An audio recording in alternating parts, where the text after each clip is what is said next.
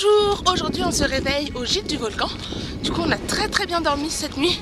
Il fait beaucoup moins chaud qu'en bas. Et là on se prépare pour aller voir le volcan. Aujourd'hui ils annoncent malheureusement du mauvais temps. Mais regardez, il ne pleut pas. Et il y a même du ciel bleu. Alors on va croiser très fort les doigts. Et on va espérer pouvoir le voir. Parce que normalement il est là-bas, sous la brume.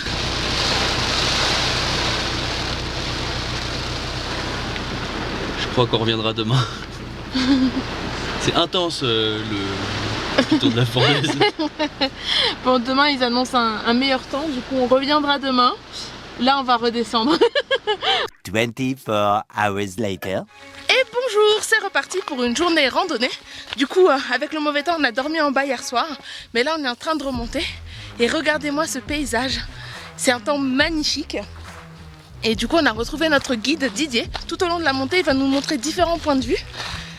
Je sens que ça va être une journée exceptionnelle aujourd'hui. C'est trop beau.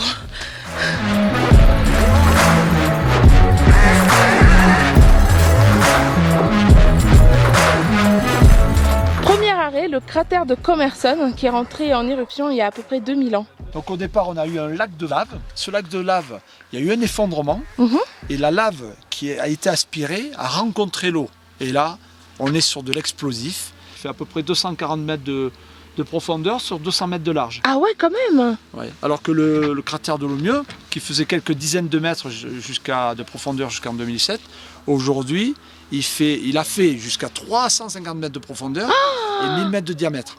Mais du coup c'est incroyable, ça s'est effondré là récemment en fait. 2007, donc il y a 12 ans. Il n'y a pas longtemps. Hein. C'est le quotidien de l'île. Comme on est un des volcans les plus actifs au monde, surtout depuis 2014 où on est à plus de 2 éruptions par an, et bien du coup on a toujours ce façonnage de l'île avec cette intensité volcanique, plus le travail de l'érosion de l'eau. Ces deux phénomènes font que l'île de la Réunion se transforme et offre toujours des paysages changeants. D'accord. Alors on va voir l'écho dans le trou. Qu'on appelle l'écho côtier. Wow!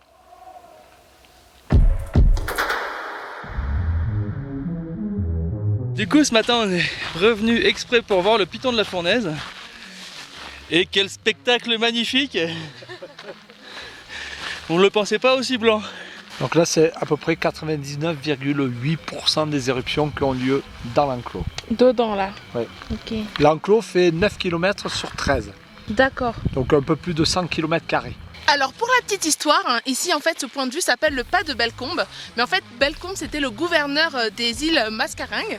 Et il était parti en expédition avec son esclave qui s'appelait Jacob. Et en fait malheureusement Bellecombe est tombé extrêmement malade. Du coup il a dû faire demi-tour. Et c'est en fait Jacob qui a trouvé le passage pour aller dans l'enclos de Fouquet. Et du coup normalement ça ne devrait pas s'appeler le pas de Bellecombe parce qu'il n'était pas là, mais ça devrait s'appeler le pas de Jacob. Il y a la route qui passe en bas là. D'accord. En bas il y a l'océan. Donc ici tu as la majeure partie des éruptions qui ont lieu. Et tu as un sommet dominant qui est le cratère Bory qui fait 2632 mètres. D'accord. Et tu as un sommet cratère qui est beaucoup plus grand, qui s'appelle le Dolomieu, qui fait un peu plus de 2500 mètres. Et c'est ce Dolomieu là qui s'est écroulé en 2007. 2007. Qui est passé de quelques dizaines de mètres de profondeur à 350 mètres. Aujourd'hui, il ne fait plus que 280. On voit que ça commence vraiment à se dégager. Et on voit en bas un petit cratère. C'est le Formica Leo. Donc Formica Leo. Une fois de plus, on est sur un volcan type hawaïen plutôt effusif, avec quand même des événements explosifs. Ça y est, le temps s'est complètement dégagé. Le soleil est de retour. Alors il y a plusieurs randonnées qui permettent d'aller tout en bas. Et l'entrée en fait se fait par ici, par ces marches. Il y a à peu près 400 marches, 100 mètres de dénivelé. Et la vue est juste magnifique. J'arrête pas de dire magnifique, mais c'est vraiment exceptionnel. On n'avait jamais vu des paysages comme ça. Et pourtant on voyage énormément depuis 2014. Mais c'est unique. C'est vraiment unique. C'est trop beau. Alors là on voit vraiment bien les remparts. Et en bas, l'enclos du Fouquet.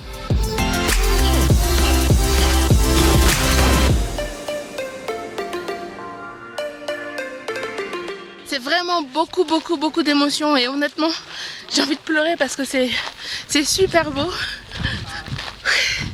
C'est juste splendide. Et il faut vraiment protéger ça.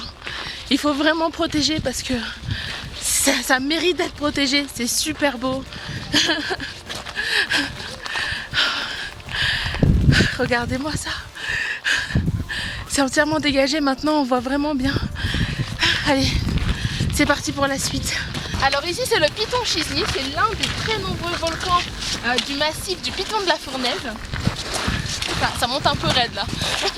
On va aller au sommet et normalement d'en haut on va avoir une vue magnifique sur tous les alentours. Les paysages sont vraiment impressionnants et vraiment très différents de ce qu'on a vu pour le moment.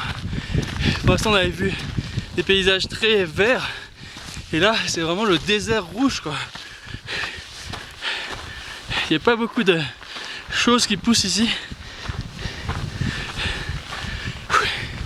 Allez, vivement qu'on soit en haut, qu'on ait la belle vue.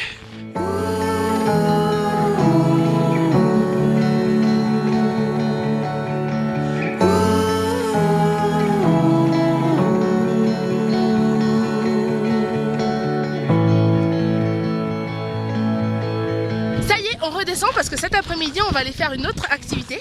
En fait on va aller visiter une exploitation de café qui est marquée Esprit Parc National. Le soleil est en train de se coucher, regardez-moi ce coucher de soleil qui est vraiment magnifique. Et là on vient d'arriver au domaine des caféiers et on va aller visiter une exploitation de café, le café endémique de la Réunion qui est le Bourbon Pointu. C'est un café qui un peu pousse pointu parce qu'il pousse comme un sapin et les graines sont plus allongées. C'est pas des ronds? C'est pas des ronds, c'est allongé. Tout à l'heure vous parliez de maladies, est-ce que vous utilisiez par exemple du pesticide ou des trucs comme ça? Rien de tout ça? Ah, on est en bio. Ah vous êtes en bio? Oui, on est biologique. Oui. D'accord, et vous êtes aussi Esprit Parc National du coup? Oui, ça c'est un arbre qui a 4 ans.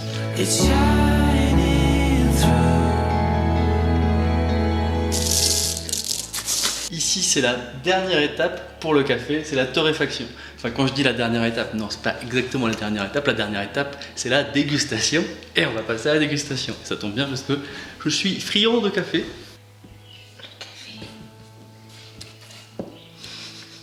Ce café-là, vous l'avez vu grandir en quelque sorte, vous l'avez vu pousser dans l'arbre et vous avez fait toutes les étapes. J'ai creusé des trous pour le planter. Ah ouais, d'accord. C'est ça qui a...